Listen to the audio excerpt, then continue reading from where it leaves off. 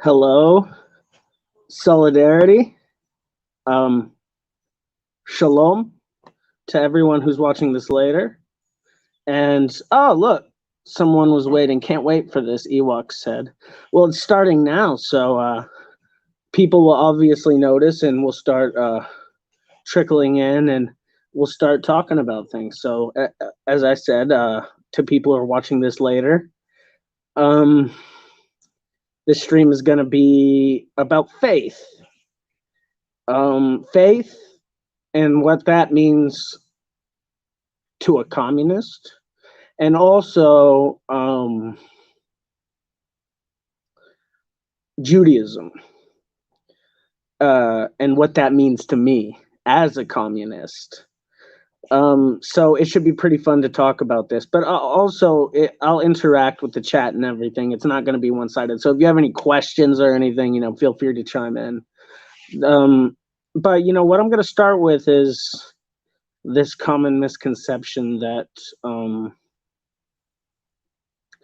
religion and Marxism are incompatible, or this idea that any sort of tradition and the striving for historical progress is somehow not able to be synthesized, but are just in direct opposition and cannot work together. This is not a dialectical way of thinking. And I think what a lot of new Marxists get wrong, and when I talk about these things, I'm mostly speaking about my experience with communists in the West and in America specifically. But they have this misconception from surface level reading of Marx and surface level history of places like the USSR and China. You see a lot of new communist, baby Marxist, baby leftists take a snippet, a cherry-picked quote from Karl Marx saying, religion is the opium of the masses. And they say that and they say, look, opium's bad. I wish there was Noah says, I wish there was a more empathetic way to say surface level. It feels so not enough. I agree. I try to say it's like undialectical, but that sounds cliche. But, when you're not doing a historical materialist reading of history, then your analysis of history itself is going to be surface level. It's going to be what you read and have no investigation to it. More like hard hitting. Yeah. And I wish there was a different way to put this, but it's this sort of, we come from this Anglo box, this liberal individualist thinking, very empiricist in our thoughts, very fact driven, and not really much of analysis given to what facts you're learning. And through this, all of us who grow up in the English-speaking world, have this baggage, as Gus Hall used to say, bourgeois baggage, when looking at things like history and even reading and studying. We are ingrained a certain way, but when it comes to Marxism and dialectics, you really have to break that old way of thinking, and it's tough. It's something you have to learn through, diligent study, and also just experience with other more experienced comrades, or even your contemporaries, who can, and even younger people who can help you learn from different perspectives and things. But so you have these people coming in saying like, oh, Marx said religion is the opium of the masses, therefore religion is bad. No, he actually says religion is the opium of the masses. It is a cry of the, he didn't say this exactly, but it's basically the cry of the exploited people trying to find humanity and something to comfort their soul in such a soul-crushing, alienating world. And the issue with religion is, if we, hey, Italian communist, bombed assume the wounds of society, and then at the same time it hides the damage being done like an opiate. Yes. And I think what we need to understand about religion and faith as Marxists and communists and revolutionaries is that it takes on the class character of the source. Okay, so we look at classically in Europe, the Catholic Church. What has the Catholic Church been in Europe? It's been a hegemonic source of power, of the cultural hegemony of the ruling class, even into the bourgeois age. And it's used in America. Evangelical Christianity is a tool of the ruling class. Its class character comes from the ruling class. It's a part of their cultural hegemony. But what about religious movements that come from different class characters? For example, the Sandinistas and in Nicaragua. These are Christian socialists and Marxists. And they have their ideology born out of Catholicism and liberation theology. And so you see that, wow, faith, when it comes from the correct place, when it's sourced from the exploited masses, is a much different character than the one that we know in the West that's grown up as, this tool of cultural hegemony over us. But you have to also look inside the United States, what faith has done for people, the exploited people within the United States. For Jews, the United States has been a place where we could escape the virulent anti-Semitism of Europe. Not to say there was none here, but we had, a lot more freedom of expression and to do things in the United States than the rest of the Western world.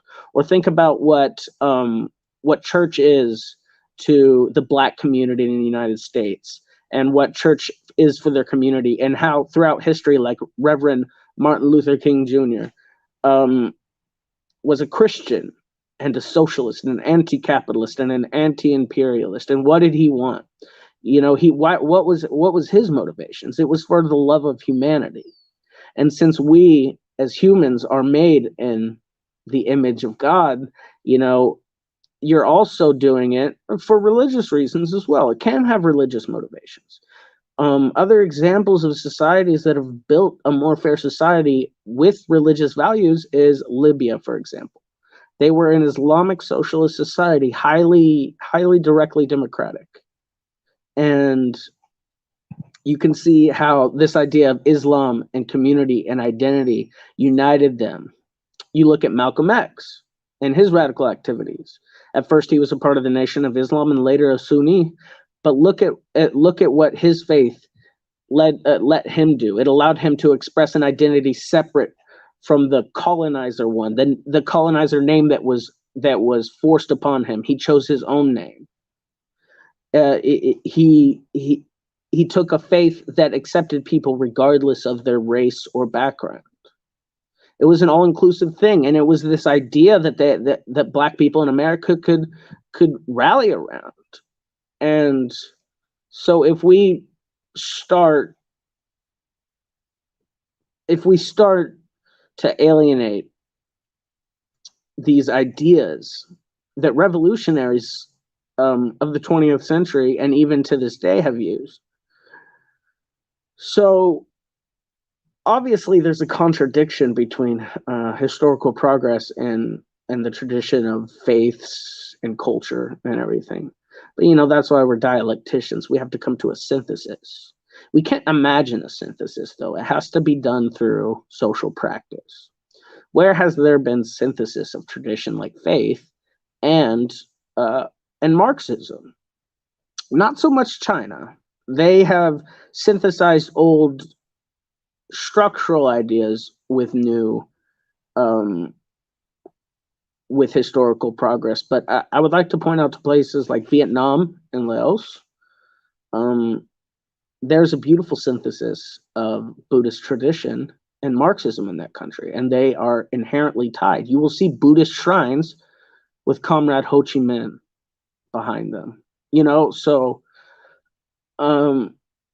this is a place. These are places where the communists very much understand the needs and the desires and the sensibilities of their people. And they have taken these things and they've synthesized it with the idea of historical progress and socialism and Marxism and the march to communism. And we have this beautiful synthesis that has overcome the contradictions of the past and has built something new.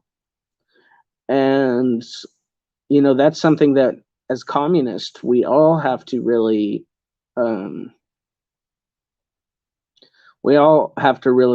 hold within our hearts, is that to win the love of the masses, like we are meant to love the masses, we want them to love us in return, of course. You can't alienate them. You can't say that your faith, your traditions, your culture, it's backwards. You have to move forward with us. This is not the way that we think about things. These are the people we're fighting for, not trying to condemn. We're trying to fight for the most exploited people.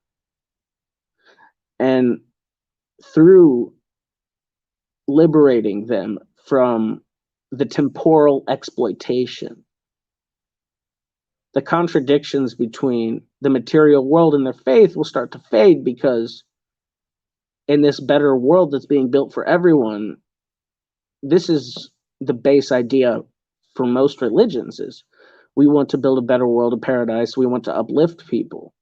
And this is the understanding that not the ruling class or the ruling elite of the churches and faith institutes believe, but this is what the common religious person believes. They believe their faith is going to lead humanity to a better place. And so if we as communists can show them we can build a better world together, and you can preserve who you are, what your faith is, what your traditions are, but also overcome the reactionary contradictions that are holding back historical progress. It's something that can only be done through social practice. And it's going to be very interesting to see how that manifests itself in the United States, which is a deeply religious society, deeply religious, especially amongst Protestants. So there has to be an understanding between us and the religious masses, the religious exploited peoples. And this is sort of why I did gravitate towards my faith, which is Judaism, is because it didn't compromise, because I'm a convert, it didn't compromise my temporal principles. It didn't compromise what my principles are in the material world. It didn't change my political outlook. It didn't change my tactics of what I do. It was, for me, an orientation and a method of me to get closer with God, something that I had never done in my life. And what I know about my faith in Judaism is that we have an understanding collectively as Jews. There's not many of these collective understandings, that we have a very specific duty given to us by God. It's not that we're superior or better than other people. It's that we have a covenant, and our task is to preserve our faith, preserve our people. If people come to us to learn about God, we teach them. To build up our communities, to build up our families, to leave the world better off than when we found it. And I can get into a little bit in this stream about like what Judaism comes from and how it sort of got to where it is today. What would be the synthesis between Protestant work ethics and Marxism?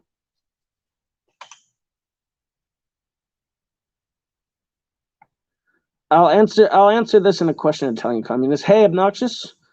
Good to see you. I feel similarly with Christianity. I'll say it's a non-denominational type of thinking, but I've also been hurt by those who call themselves Christians and the institutions I grew up with and tried to make me hateful. Yeah, absolutely. And this is really tied to this sort of hateful culture that's directly tied to this Western Anglo-liberalism that permeates throughout our society. And when I say liberalism, I don't mean in the American social liberal sense. I mean as an ideological viewpoint, as a way of viewing the world, a philosophical viewpoint, and that sort of arose out of the Enlightenment thinkers in the Anglo world and brought it over, and as well as these Protestant ideals, and the ruling class has really latched on to this idea of Christian values in America and how this is of the utmost important to maintain, and it's their greatest way. It's one of their greatest ways, at least for the one section of the ruling class, to maintain political support and cultural hegemony over a certain strata of our society, or the religious strata of our society. And so these people are unwittingly made into foot soldiers for imperialism and stuff, and you can see how even in religious motivations, like the evangelical Christian right are also very much pro-Israel, and how that is used by the ruling class to maintain their hegemony overseas and the popularity of the support of such a violent state. Oh yeah. Ewok says it would be cool to see Connor stream with Damian Garcia, who talks Christian liberation theology. I would love to. I love Christian liberation theology. I wish I knew more about it. And we're gonna go back up here. What would be the synthesis between Protestant work ethics and Marxism? I couldn't tell you that. It's something that would arise organically. It's something that would arise organically from the social practice of revolutionaries and the masses, the organic process of historical progress, because contradictions are coming to a head in this country. And you can see many amongst the Christian right are not happy with the state of affairs. They just have an incorrect analysis, instilled by that false consciousness that's been beaten into their head by the Christian right politicians and ruling class of this country. And so, yeah, it's really hard. It's really hard for these people to get out of this sort of point of view. But what we have to do is show them that there is a better world forward, and that we don't hate them, and that we don't have disdain for them, and that we don't hate their religion. We don't want to break up their families, that we want to build a better world so they don't have to feel so alienated from capitalism just like the rest of us. And I guarantee you, once capitalist alienation is lifted up off of the masses, these social contradictions that go along with living in capitalist alienations will start to fade. It's just the natural progress. And when these things start to fade, then these people will start to understand that what we are trying to do is make a better world for everyone, and that we're not trying to compromise anyone's values. It's just we're trying to make a better world for all.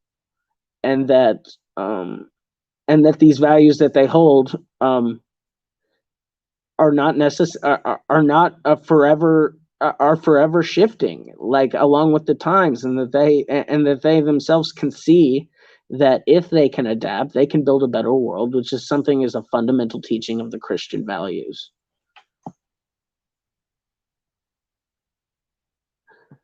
Feel like every faith there will be men warping scripture for hate and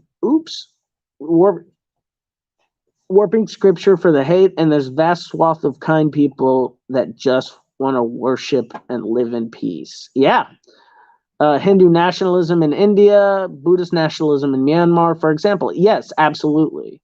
or I've mentioned beautiful examples of it, but there are also disgusting examples of faith being used by the ruling class to divide the working class and to create intercommunal violence, sectarianism, and hate.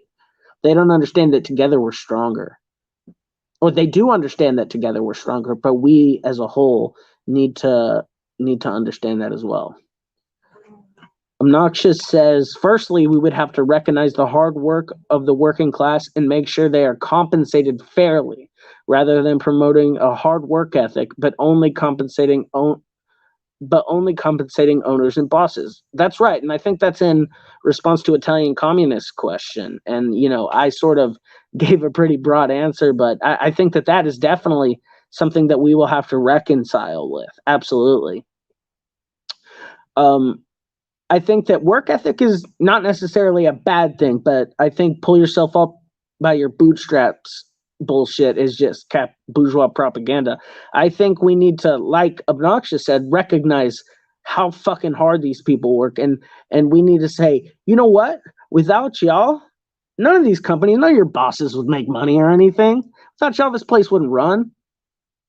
Don't you think you deserve a little bit more pay for all this fucking work you do?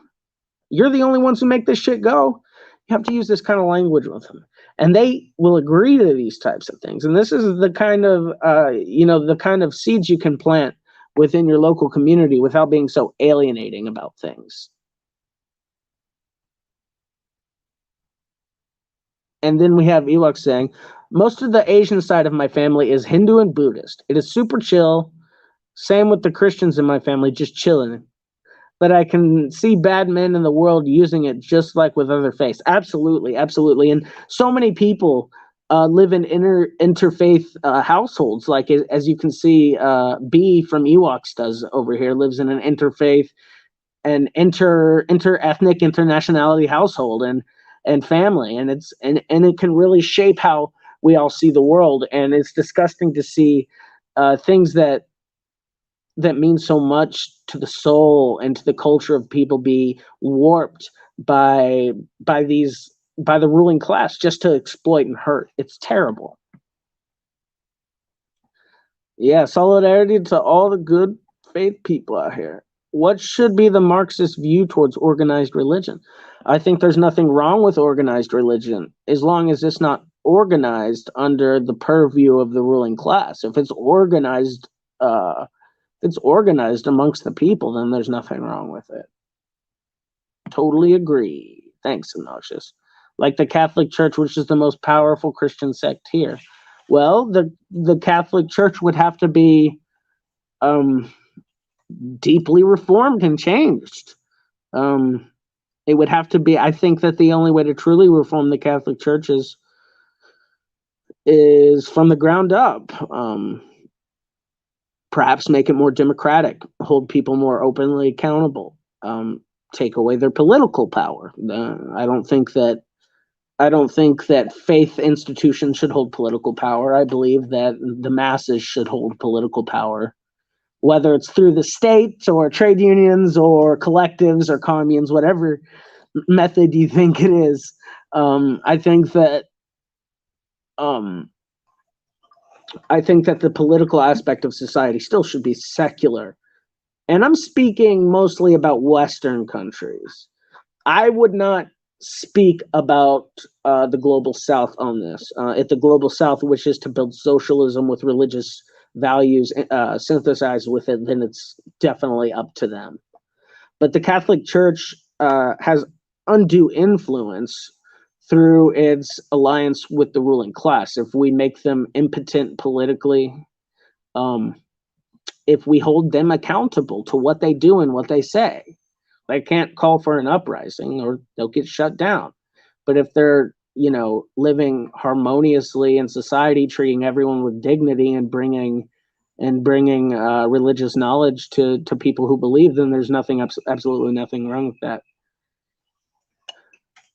Gordozin says evangelism needs to be destroyed. As a Jew, I couldn't agree more. I believe that evangelism and trying to convert people is a sin. I do not believe that's a good thing at all. I believe that faith should be a personal thing and a community thing. It shouldn't be something pressed upon others. It should be something, if someone comes to you, of course, you can teach them about it. And if they truly want to learn and enter it, absolutely. But trying to go around on mission, I mean, missionaries, that's colonialism. That's a form of colonialism, absolutely.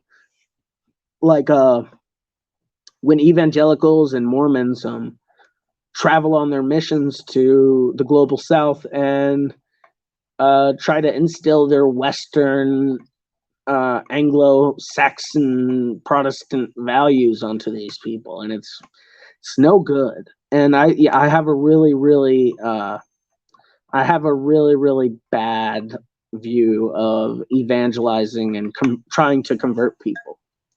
People come to you and ask you about God. Absolutely teach them. Ewok says, the Catholic Church did the insidious residential schools program in Canada as part of the genocide of indigenous people here. The Catholic Church was a huge in colonization with France, Spain, and Portugal. Absolutely. And I'm from Texas, and the reason that the entire Latino population here is, not entire, but the majority of the Latino population here is Catholic, is, from that very colonization, and also indigenous, mostly indigenous, comes from that colonization. The entire Spanish-speaking world exists from Catholic colonization. And it's really wild to see. In Canada, though, there was news that came out. They've found over 200 bodies at one of these residential schools that would kidnap children, indigenous children, First Nations children, and try to assimilate them. Very similar to a system we had in the United States.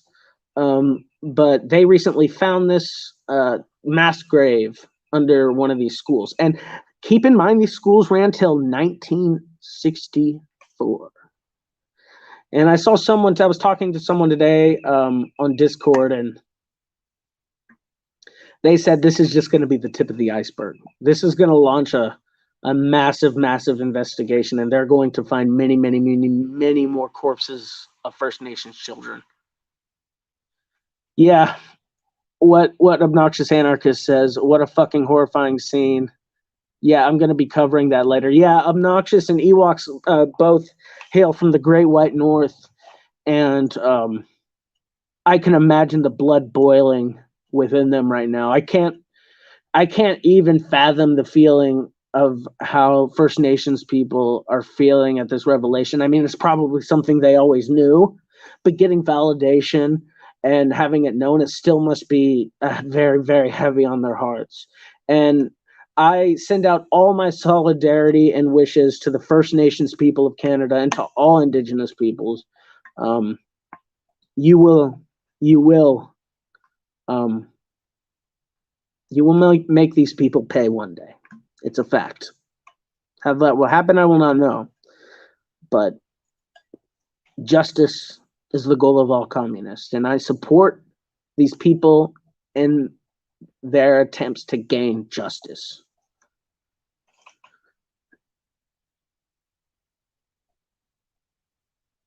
In my country, the Catholic Church is responsible for siding with anti-unification laws and with fascism. Historically, that is not easy to forget. Absolutely, that's not easy to forget.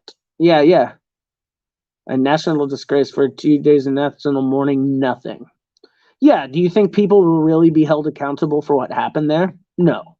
That's why we have to make noise about this.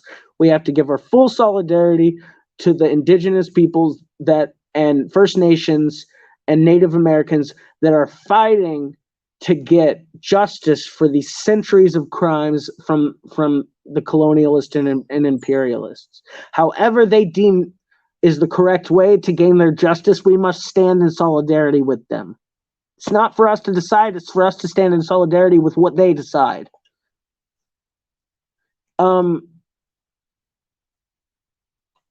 Gortizan from the Discord. Thoughts on pagans. Fascists love paganism. I believe that paganism has its benign forms, but that the way that fascists use it is very emblematic of fascist thought as a whole, as to looking back at this this idealized version, through rose tinted glasses of what the past is, and trying to resurrect this in this idealized form. And I feel like that's sort of the same with paganism. The only sources we have on most ancient paganism that people have, like Nordic paganism, were written by Christians, and they're completely not in line with other documents found at that time. So it's just this huge distortion of what it all means and what it is, and it doesn't really have authenticity to it that I feel that other faiths do. And that's just my opinion.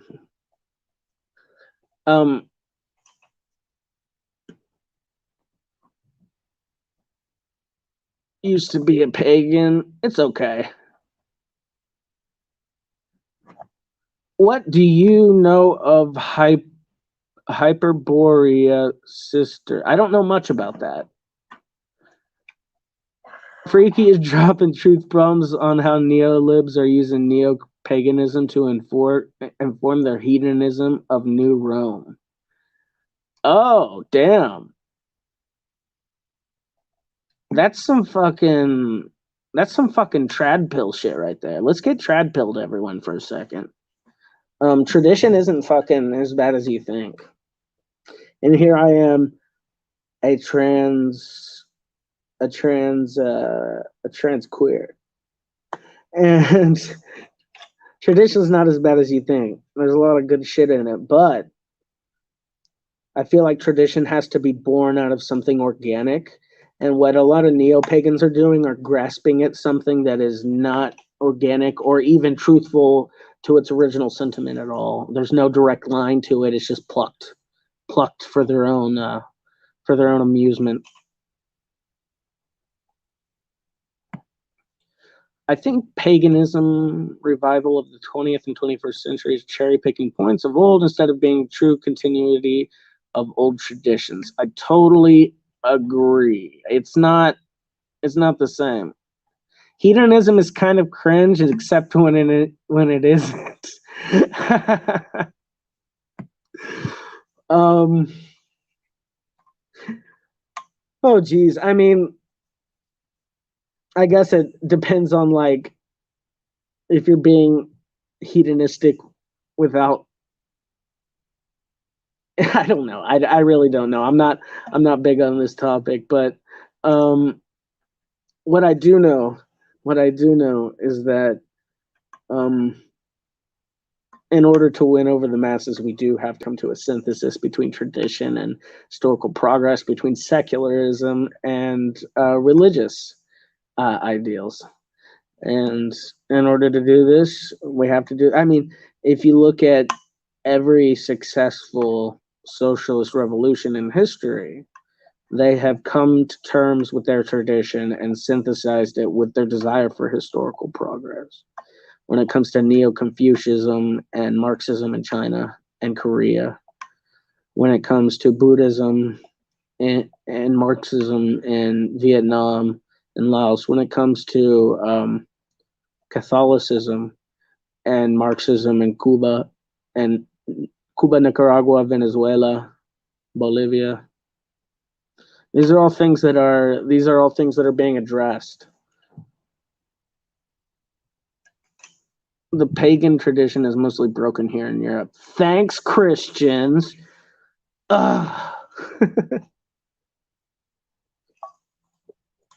What are American traditions? Oh, geez. I don't think America has the same. I don't think America has the same sort of. I don't think America's traditions are sourced from America. I think America, outside of the indigenous people, I think that American traditions are usually sourced from other places. So traditions amongst the Black community are sourced really from themselves, but some from Africa, some from their conditions of under slavery, and from their conditions of being able to liberate themselves from slavery and their continued struggle for liberation. Most of American traditions amongst white people are sourced out of Europe. And since there are many different Europeans in this country, we have many different, manifestations of that culture that have been separated for many generations from their European roots. I think that there are parts of American tradition that need to be left behind. Of course, the white supremacy, the colonizer mindset, the imperialism, the capitalism. These are things that need to be broken. But I think that for American traditions, we need to build a new identity, a new culture to be proud of that is mainstream. Right now, these sort of cultures exist, but they're just not mainstream. Let's look at our history, our history of the good things that we can learn from American tradition. The values of the many different lessons and values of the indigenous peoples here that we can learn from.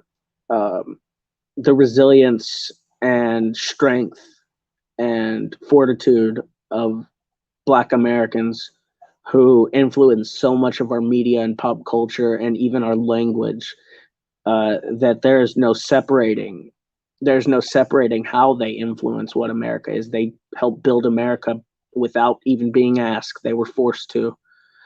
And so you really have, since everything is in motion, the traditions change, but they all have their sources somewhere. But traditions are also something that aren't necessarily always in the past. There's something that are actively being carried out as well, that are sourced from the ideas of the past. Sometimes it's organic, sometimes it's like what neo-pagans do, pluck it from the sky. Sometimes it's reactionary, sometimes it's progressive. It's not inherent. There's no essential qualities to tradition. Tradition is solely defined by the character of the people who carry it out. Ever seen Over the Garden Wall? That's what American culture looks like to me. Over the Garden Wall. Is that a painting? I think I know what you're talking about. Yeah, I mean, American culture is so steeped in chauvinism, Western chauvinism, imperialism, colonizer mindset, violence, destitution. But that's not all there is to American culture. There's so many beautiful things that are born here in America. And I would say a lot of them come from the most exploited strata of America, that being people of color, freedom fighters, the working class. That's where the best stuff comes from. The shit stuff comes from the top. Things that are out of our control. It's not certainly something I would have gone with. Yeah, I think having a secular socialist government here is important to address the differences between what the anti-theism of Inverhosha. I know some Democrats that think they're the same. I don't know Demarchists that quite think they're the same.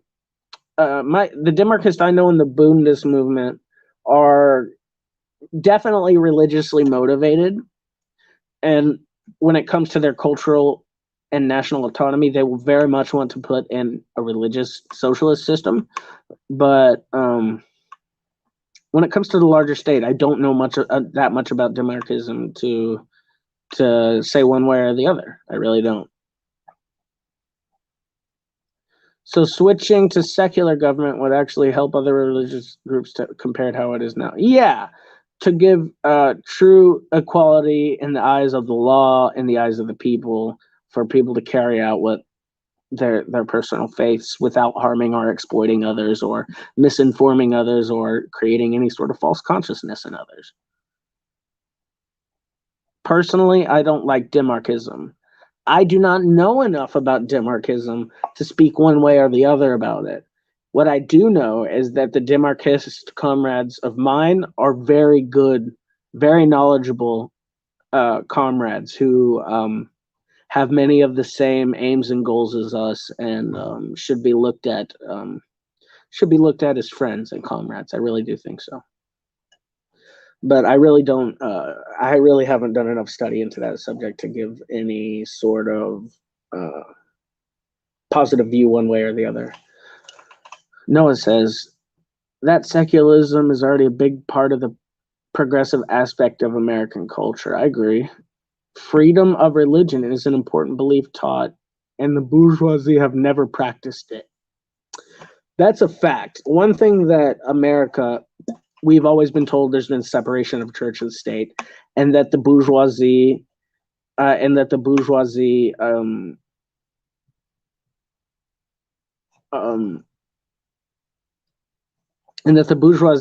oh God, I lost my train of thought. I'm sorry. It's an important belief that we're taught in the bourgeoisie. And the bourgeoisie are obviously a large strata of that section. Is completely deep into evangelical Christian and pandering to the Christian right and the Protestants of the country. Our Pledge of Allegiance and on our money, there's the word God on it, not even censored.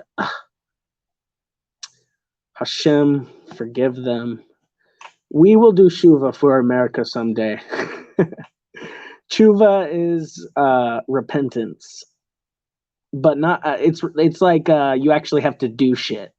It will be a big shuva with love in our hearts. We will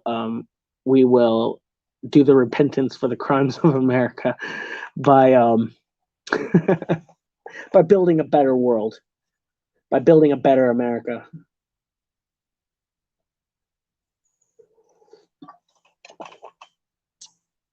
Let's be honest, Western countries never pressed anything of what Jesus thought. Well, yeah, Jesus was a Jew. And most of what Christians know about Jesus was made up by Paul, Saul of Tarsus. So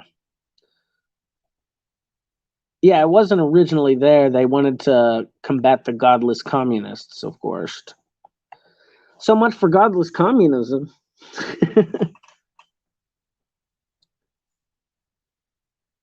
Yeah, really, the right wants to bring back evangelical stuff as it was in Europe, like the Catholic or Anglican Church, and diminish the freedom of religion. Absolutely. Fun fact: the Pledge of Allegiance was written by a weird sort of utopian socialist named Bellamy, and was written to rub it in the Confederate partisans' faces that they lost. That's cool. I didn't know that. I could see at the time, definitely, utopian socialism was the birth of socialism. And fun fact, the people who gave meaning to the word socialism and first even uttered the word socialism and brought it into the public consciousness were these utopian socialists, and most of them were Christians. So it's really interesting to see that the roots and the origins of socialism come from religious motivation. All right, thanks, B. Hey, this is a great stream. I gotta head out, but I'll watch the rest later. Some clips for you. Oh, thanks, B. Enlightening to people's solidarity. That's why it was one nation, indivisible, with liberty and justice for all. Oh. What do you know about the Splenglerites and right-wing socialism? Splenglerites. What? Tell us about it. I don't know much. I've heard about some right-wing socialism, like blue labor types in the UK, and some of the conservative revolutionaries of the early 20th century. No such thing as right-wing socialism according to Marx. Yeah, these people are self-proclaimed. I wouldn't call them socialists. Basically, anti-liberalism. Oh, well, anti-liberalism isn't bad. Anti-liberalism is actually a good thing. In today's day and age, anti-liberalism would have been bad around the time of the French Revolution, but now it's good to be anti-liberal.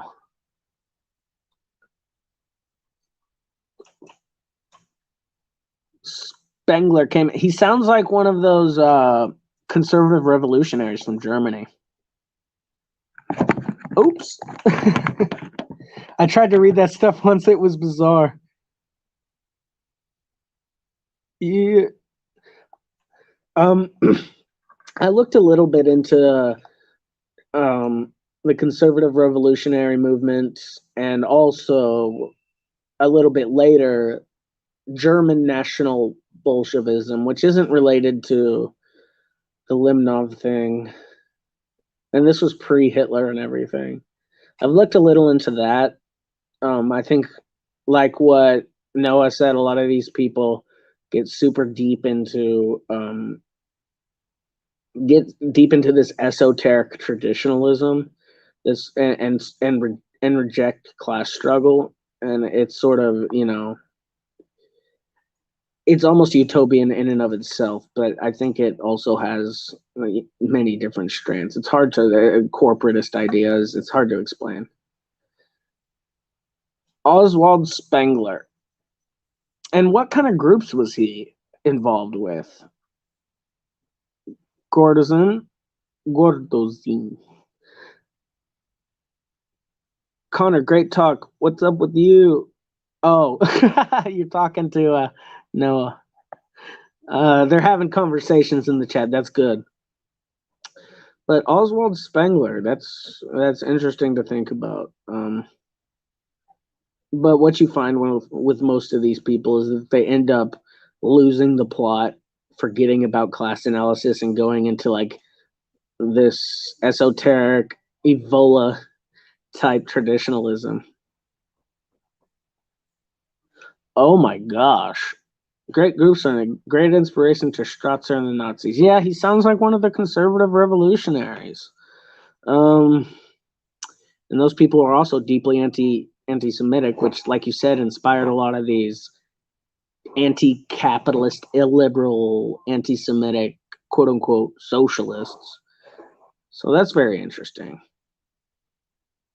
Otto Strasser was a cuck, though.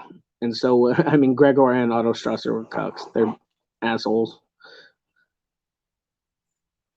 They called Spengler the father of Nazism, huh? Jeez. But don't quote me on that. I won't quote you on that. I have no doubt if he was a part of the conservative revolutionary movement, that they inspired fascism. These were the proto-fascists. And these proto-fascists arose around the same... Yeah, that's true. Fascism does have a very interesting history, especially if you look at it through a historical materialist lens. It's like, whoa. Like, oh fuck, this can just happen. This is this arises, under very peculiar and specific conditions, and both of them were just Nazis. The left-wing Nazis, people who try to label them that, are the same people who believe that the Nazi Party was some sort of socialist party. And the Nazis' entire purpose was to create the illusion of leftism, to use the aesthetics of leftism, because it was popular. Mussolini was at first a socialist inspired by futurism. That's true. He was a member of the Italian Socialist Party, and it was around the time of World War I when he started getting nationalist fervor and supported the war, which was in contradiction to the line of peace that was promoted by the Italian Socialist Party, he sort of became ostracized with left-wing politics and started getting into, like national syndicalism. And George Sorel. Futurism was very reactionary. I think that a lot of reactionaries used futurism. I think that futurism it's just it isn't something we need to dream about. It's just something that will come about as a natural conclusion of history. And trying to force it is just, a lot of hubris. Like, you haven't done the societal progress to deserve to look so futuristic, you fucking nerds. And of course, that comes at the expense of the masses.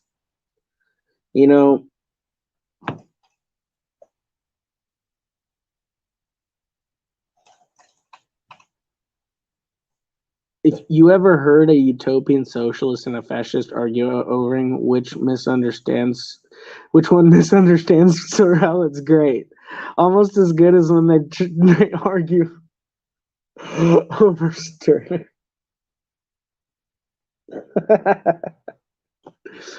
Oh my god. So for those who don't know, George Sorel was a guy from France who was a syndicalist at first, a socialist syndicalist in his early days, but as he went along, he became a nationalist and very right-wing, very anti-Semitic, and he created this idea of national syndicalism, which greatly inspired people like Mussolini and the Falange in Spain. Sorel wasn't even that reactionary. He was an anti-Semite. He can suck my fucking dick. By the way, read The Ego. I read The Ego in its own, and I don't think anyone understands it. That book reads like it was written during an absinthe fever dream. Stirner, you can't just call everything you don't understand spooky. That's not how things work. You just love milk and calling things, ooh, look at the ghosts. Everything's spooky. Stirner was out of his mind. That's a young Hegelian manifest right there. Just a road to nowhere.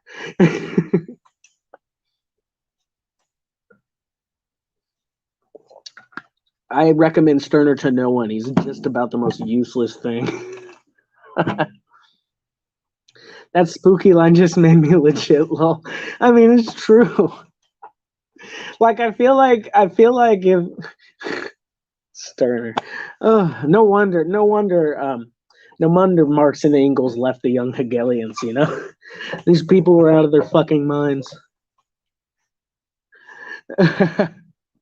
Well, no, I agree. It's so confusing. I gave up after a few chapters.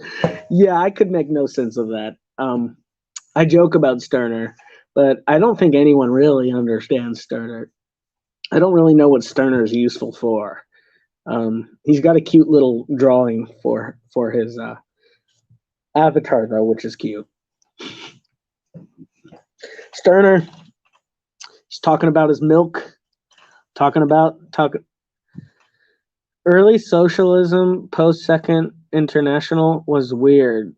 Post-Second International was the time, for those who don't know, I'm sure you know, was the moment when Lenin proclaimed the split in socialism. Or not proclaimed the split, so proclaimed the theory of imperialism. And that caused a split in socialism, because at this time, the largest and most mainstream type of Marxist were the leaders of the Social Democratic Party of Germany, led by Karl Kautsky and Kautsky's thinking. And Karl Kautsky was, this was the sort of, I guess you could call it sort of a Menshevik attitude towards socialism.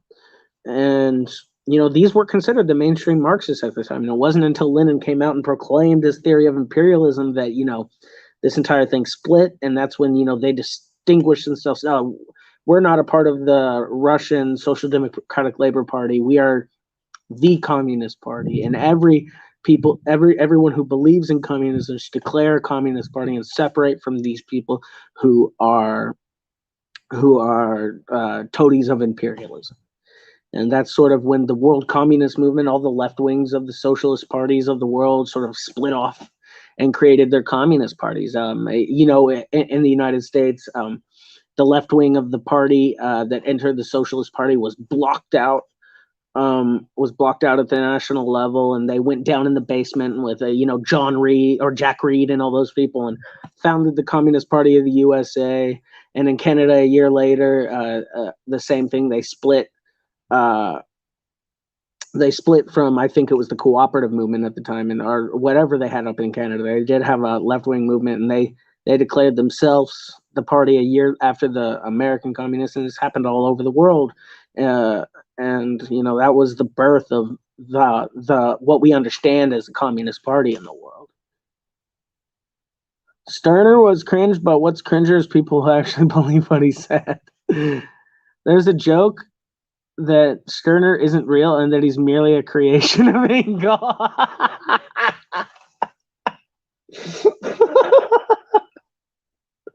That's how Engels takes out his frustration with the young Hegelians. After all those years, he was just like, fucking young Hegelians, I'm sick of this shit. That's a funny joke. It'd be hilarious if it was true. Really would. Really would.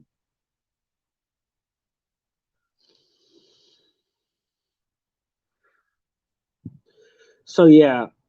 God, how did we even get to Stirner? How did this happen? Oh, that was Noah's fault, of course. Hey, I didn't see you there, Andrew RS. Hey, comrade. Good to see you. Welcome. Feel free to ask any questions and tune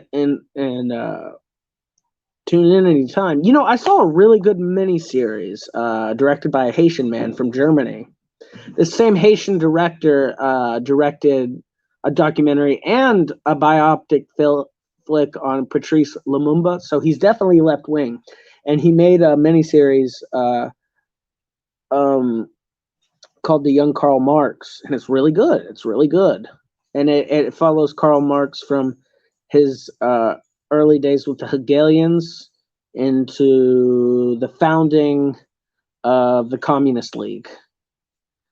It's pretty cool. It's in German, but it comes with subtitles. It's cool. Also, you should totally check out the Karl Marx anime. Everything bad that happens is Noah's fault. Just ask anyone. Noah, this is your fault we started talking about Stirner. There's also a theory that Marx didn't finish Capital because he was too pissed at Stirner and was trying to write a book sitting on him. There was meant to be 8 volumes of Capital. He was never going to finish it, especially given his speed of writing. There was meant to be 8 volumes, not just 3. There's no way that Stirner stopped him. But that is a funny joke. I like that.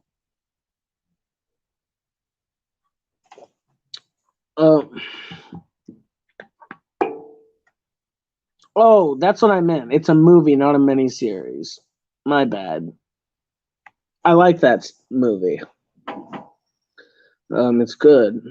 It's certainly not anti-communist or anything. It's pretty cool.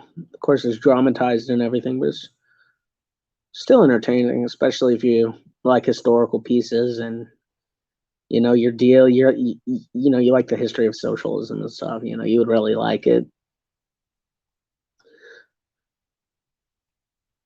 You watched it 2 years ago? That's cool.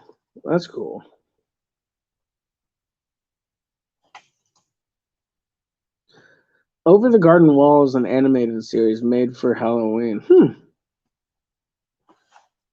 I'll have to look into it. You say that's your perception of American culture as a Brazilian? I have a lot of Brazilian comrades, by the way. Hopefully I'll get rid of Bolsonaro soon. That guy's a fucking asshole.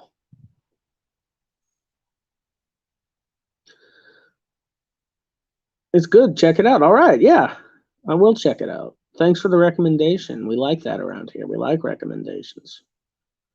We like talking about stuff. It's fun. So sort of tracking back to what I was saying before, you know, what is I kind of want to give a synopsis of like what is Judaism and how did we get here? A lot of people know the story of Christianity. A lot of people know I used to or I should say a lot of people don't know the deep history of Judaism and how it got to its rabbinical stage now. What's Judaism about? Well, Judaism's about a lot of things. There's no consensus. Let me preface this that there's no consensus amongst any Jews about what Judaism means and what it means to people. To give you kind of an idea where the mindset of these peoples come from, you know, the monotheistic religion gave rise during a time when polytheism was prevalent at that time in that region, and deities were tied to different cities and locations, and they couldn't move or anything. You know, the people of Jerusalem started gaining more hegemony in the region and more power, and so they declared their God was the one and only true God, and that all gods are false. The main thing about Judaism, that's a hard question to answer. Judaism means different things to different people. To me, Judaism means I have a covenant with God. I have a specific task from God. And I have to believe in God and his unity and only one God. And that we're trying to make a better world, awaiting the Messianic age. Well, maybe helping bring it about. Who knows? But only God can do that. That's as broad as I can make it. Being a Jew is so much more than that, though. We have the Tanakh, which is the Torah and other books combined, our holy book. We have the Mishnah, which is the oral law of God written by rabbi in a time when we thought that this law was going to be lost because of it was during an exile from our homeland. And we have the Talmud, which is thousands of years, 2,000 rabbi having a Socratic dialogue, using dialectics to try to come to truth about the laws, the oral laws in the Mishnah. And so you have all of this thousands of years of, and Judaism from its core is a faith to where the rabbinic tradition requires that you have two Jews and three opinions. Like, there is no absolute truth to Judaism. So it's not at all. No, it's a lot more than that. It's about practice and tradition. It's about carrying out certain tasks that were given to us by God when we enter a covenant with him. And this covenant is a very complex and deep covenant. It's not so surface level.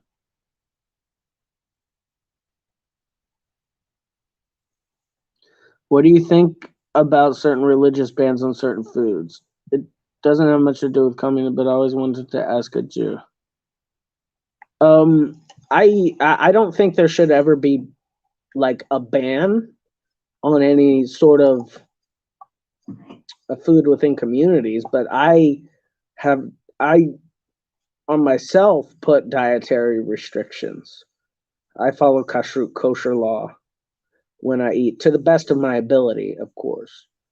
But in my view of Judaism, eating kosher and keeping Shabbat and being frum and following the laws and doing your prayers, this is just a level of dedication. You're not lesser or greater for being able to do it. You're not a better Jew for praying more. I just believe that it's showing dedication to God, and that it spiritually fulfills me. I don't think that people should ever keep dietary laws unless it fulfills them and it fulfills their faith.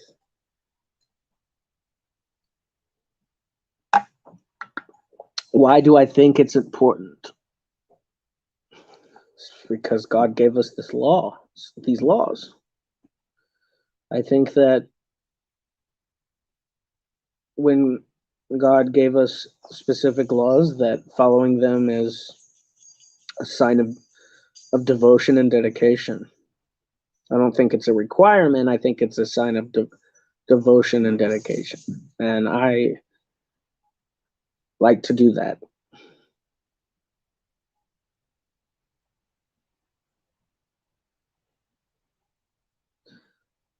Yeah, Muslims have a similar idea to this to us. It's different, but it's keeping halal.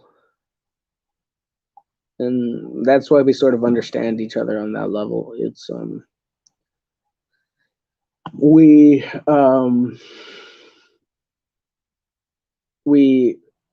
have sort of similarities in understanding why we do these things.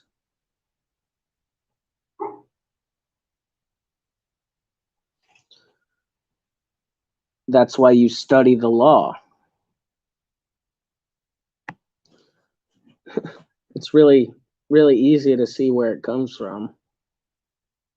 And there's even in the Talmud, the commentaries on the Talmud, reasons why that aren't in the Bible, but are dialectically discussed between many, many rabbi, thousands of rabbi, of what kashrut means. There's no consensus. But kashrut means to me, it's just a way to show my dedication. Do I believe there will be a reward? I don't know, maybe. I do it because of my love for God. My veganism is also tied into my relationship with God personally. Yeah, absolutely. I could totally see that. The love of life and God's creatures. And so yeah, I've considered going vegan, but it's already hard for me to keep kashrut out here. So to go vegan would be extremely difficult where I am located. And so, yeah. What do you think when leftists claim that religion is destructive and serve the elites and keep the masses brainwashed? I think there's an element of truth to that. I think that not all religion is destructive. No, I think the religion that is harmful to us is the religion that the ruling class uses to rule over people. I said this earlier, and I know you probably came in here a bit later. Welcome, by the way. It's tied to cultural hegemony and to the class character of the ruling class. But as I said, you can see in other instances when faith has been used as a tool of liberation. I mean, many instances. Reverend Martin Luther King Jr. used it as a tool of liberation. Malcolm X used it as a tool of liberation. The Sandinistas use it as a tool of liberation. So it exists. Anytime, Socialist Z. All right, y'all. I'm out. Gonna get this here mutant fed. Boom, boom. Yeah, it's been good. I think I'll watch the rest later. See you later. I don't think there will be much more. Maybe there will. if more questions come in, I'll answer them. But I've really gotten across what I wanted to say this time. Mutant, my 11-year-old. Oh, well, have fun with the kiddo, Noah. Enjoy. And thank you for coming to watch. I really appreciate it. I appreciate everyone who's come here. This has been an awesome stream. I think I just want to make one more thing clear before I go. I know a hot topic right now is Zionism, and I recently recorded a podcast with B Level from Ewoks and Eric Unger for Ewoks channel about Zionism, and me and Eric are both Jews, and we sort of give that perspective, and we go into a lot more detail into that one. So that's going to come out in a week or so, I think. And we really should discuss what modern entertainment will look like in socialism. That is something very interesting. And if you go look at Ramiro's channel, Ramiro Sebastian Funes, he actually recently had a podcast with B from Ewoks about revolution and music and revolutionary music and stuff. So I really do think that that's something we have to look at. I think that's yeah, it's gonna be good. It's gonna be good. Look out for Ewoks. And if y'all here have not subscribed to Ewoks on his, he's got a lot of good content on there, a lot of good guests, a lot of cool people. So go check it out. Definitely.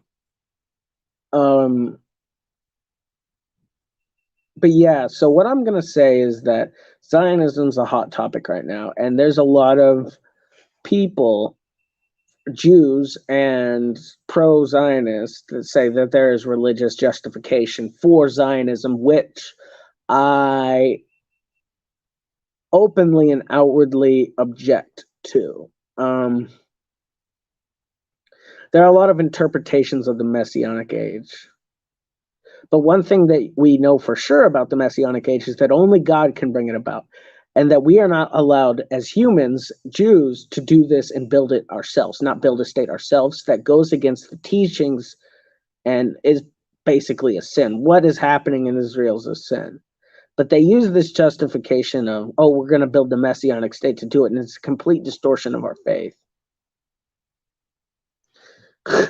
When you defend yourself from rocks with airstrikes. Hey, Ewoks, I'm back. Yeah, that's right. And so we're coming to an end here, and I'm just explaining a little bit of how there's a little bit about some of the topics that's going to be coming out in your podcast in a week or so that we did on Zionism and getting people kind of hyped on that.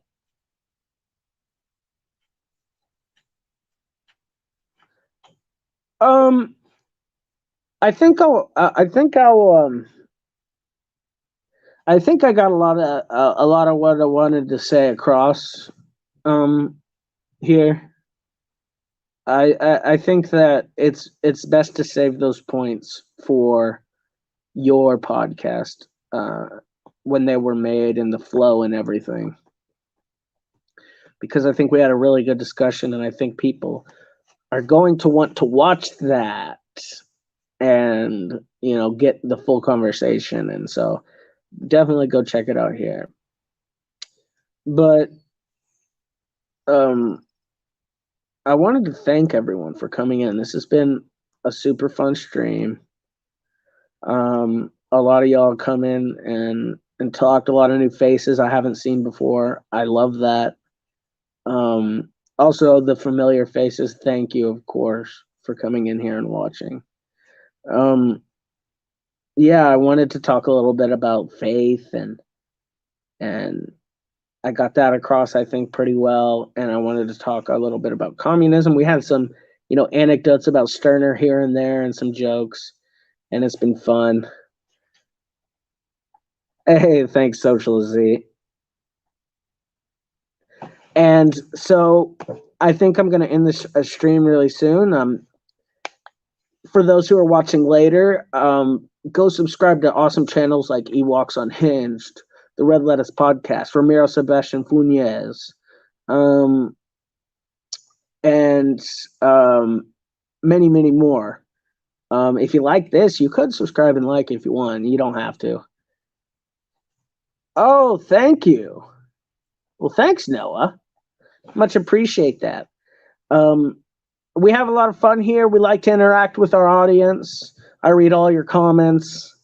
I reply to the ones that deserve a reply, which is most of them. And yeah, thank you for tuning in, Obnoxious. Really awesome having you here. Love you guys. And hopefully we'll tune in for a new one soon. Also, I'm going to be coming out with some regular format videos pretty soon. And so look out for that. And yeah, and soon, on Thursday, possibly, there's going to be the continuation of Ewoks U on Ewoks Unhinged of me, Noah, and B-Level continuing the reading and studying of How to Be a Good Communist by Liu Shaoqi. So go check that out. And thank you, everyone who joined today. And solidarity, comrades. Baruch Hashem and Shalom.